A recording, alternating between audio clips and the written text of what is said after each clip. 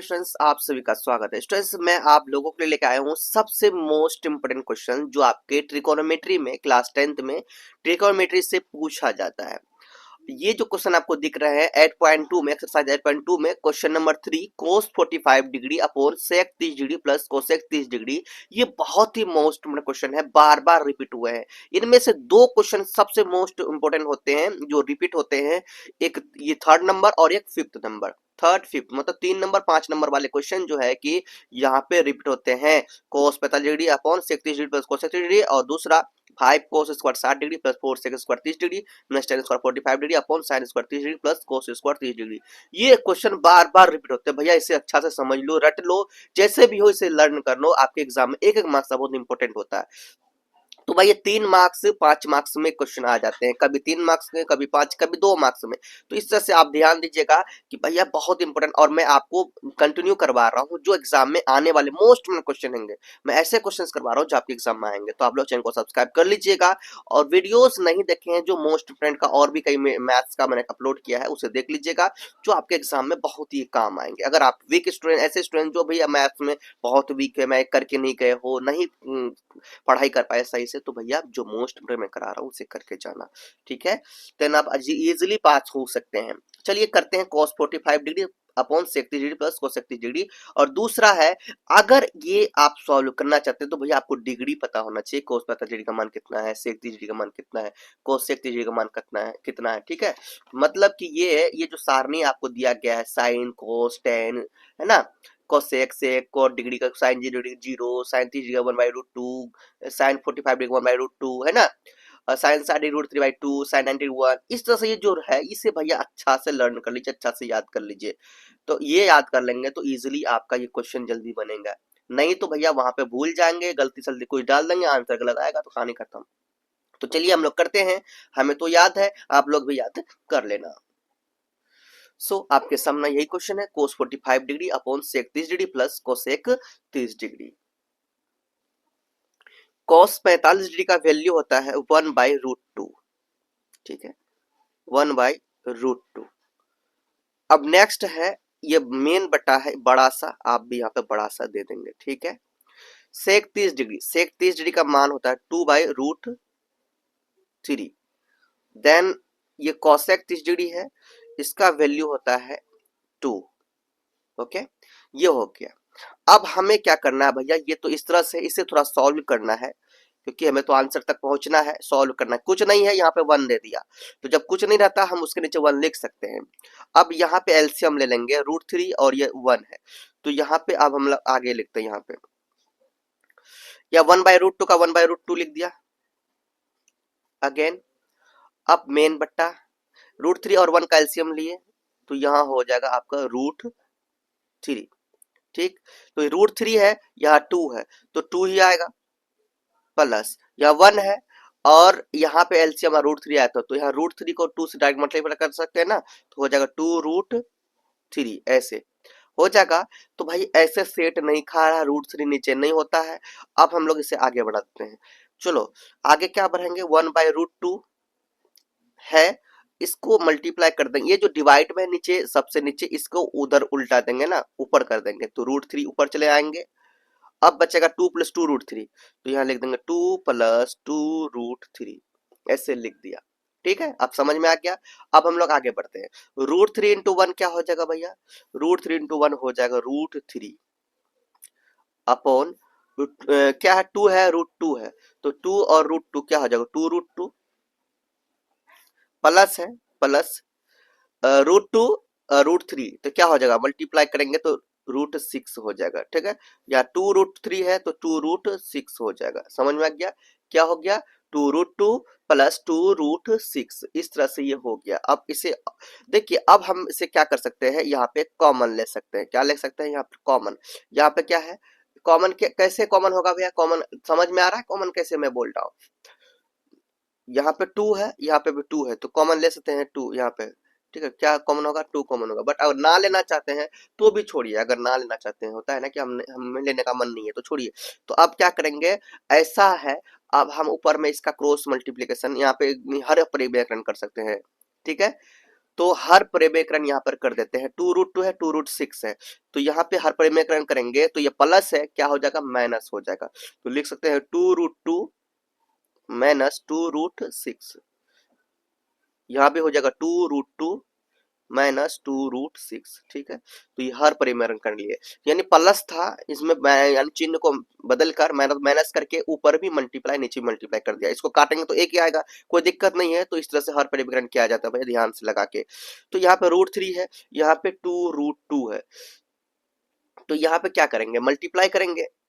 जब यहाँ मल्टीप्लाई करेंगे, 2√2 है और √3 है, तो मल्टीप्लाई करने पर 2 रूट क्या हो जाएगा, 3 2 6, 2√6 हो जाएगा। 2√6 हो गया, माइनस 2 है, √6 है, कितना है, 3 है, √3 है, तो 6 कितना हो जाएगा, 18, 2 का 2 आ गया, और 6 कितना हो गया, 6 6 और 18, तो 2√18 हो गया। ठीक है, इस तरह से आपका हुआ। अब देखो क्या होता है, नीचे देखो यहाँ पे 2√2 2√6 है, 2√2 2√6 है, मतलब ये दोनों सेम है, लेकिन यहाँ प्लस यहाँ माइनस है। अगर ऐसा है तो फॉर्मूला लगता है a प्लस बी, ये a प्लस बी और a माइनस बी, मतलब a square minus B square का फॉर्मूला लगता है ना। A square minus B square का फॉर्मूला क्या होता है, a plus B into A minus B. तो यहाँ पे फॉर्मूला लग जाता है, यहाँ पे मैं आपको ये फॉर्मूला लिख दूं, याद रखना। ठीक, याद आप रख सकते हो, यहाँ पे लिख देता हूँ। ए स्क्वायर माइनस बी स्क्वायर का फॉर्मूला होता है ए plus B into A minus B, ये याद रखना।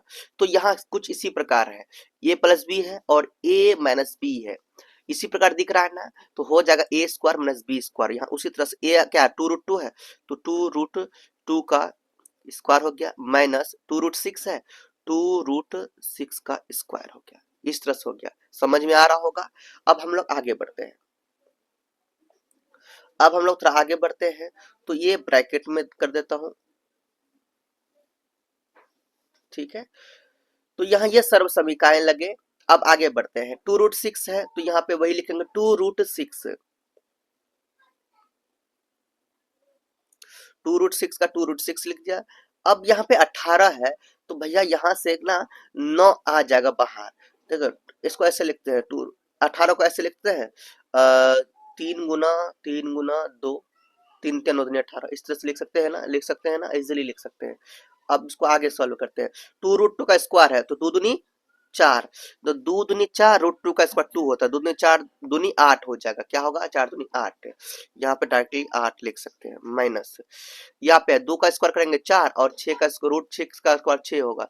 ठीक है, तो रूट का स्क्वायर रूट हट जाता है, तो 6 6 और 2 दूनी 4, 6 चौके 24, यहाँ पे क्या लिखेंगे, 24 लिख देंगे। ठीक है, 8 माइनस 24। अब हम लोग आगे बढ़ते हैं, यहाँ पे लिख दू। ठीक है, यहाँ पे लिख देता हूँ, क्या लिखूंगा कि यहाँ पे 2√6 है। अब देखो यहाँ पे 3 2 बार है, तो ये बाहर निकल जाएगा, तो क्या हो जाएगा, 3 दूनी 6, ये 3 बाहर हो जाएगा, 3 दूनी 6 हो जाएगा, तो यहाँ पर हो जाएगा माइनस, या माइनस था तो माइनस, ध्यान से देखो माइनस, ये बाहर निकल गया 6, 6√2 अब बच गया, वहां क्या बच गया, √2 बच गया, ध्यान रखना। ठीक, क्या बच गया, 6√2।